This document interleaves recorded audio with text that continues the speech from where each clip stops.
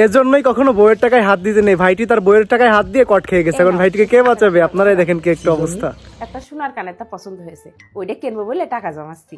আমার কাছে রাখলে তো খরচ হয়ে যাবে না, তাই তুমি তোমার কাছে রাখো, টাকা জমলি তারপর নিবানে। ঠিক আছে, হ্যাঁ আমি বেরোলাম। দাঁড়াও দাঁড়াও, এই নাও, এই 1000 টাকা রাখো। কিসের টাকা? তোমার বললাম না কানেরটা কিনবো বলে টাকা গুছাচ্ছি, সেদিন ওই যে 30 টাকা দিলাম। ও আচ্ছা। এই নাও তোমার ব্যাগ। আরে 500 টাকা রাখো। কেন? বারবার খালি ভুলে যাও।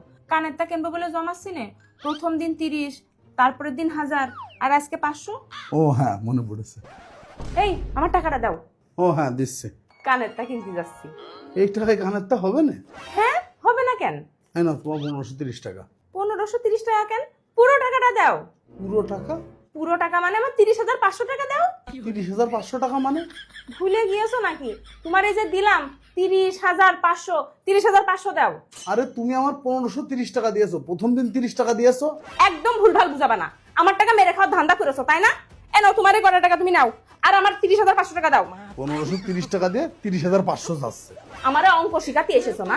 আমি অঙ্কে পিএইচডি করেছি, তাও আবার 3-3 বার। তাড়াতাড়ি আমার 30,500 টাকা দাও তো। আমার কাছে অত টাকা নেই। তোমার আমি একদিন সময় দিলাম, এর মধ্যে আমার টাকাটা দিয়ে দিবা, তা না হলে আমি তোমার নামে থানায় কেস করবো বলে দিলাম। সরো আমার চোখের সামনে।